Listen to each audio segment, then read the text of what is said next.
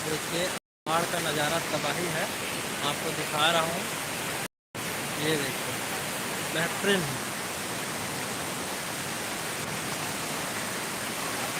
तो यहाँ पानी बारिश नहीं हुआ है, बारिश पर सामने जंगल की तरफ हुआ है, जिसका पानी 25 से 20 मिनट के अंतर्गत बाढ़ आया है। यह रास्ता छिंदारी की ओर जाता है जो सामने दिख रहा है। यहीं से होकर अभी वर्तमान में 2-4 ग्रामीणों द्वारा पार किया गया था, लेकिन उसके उपरांत बाढ़ आने के उपरांत देखिए आप पानी लबालब भरा हुआ है और बहुत ही तेज़ी के साथ बढ़ते क्रम में बाढ़ आ रहा है। मकुंदा बैगा, छिंदारी बांध, बुरहान घाट के पास और छिंदारी के पास आप देख सकते हैं आगे नज़ारा, पानी कितना डीप है यहाँ भी देख सकते हैं।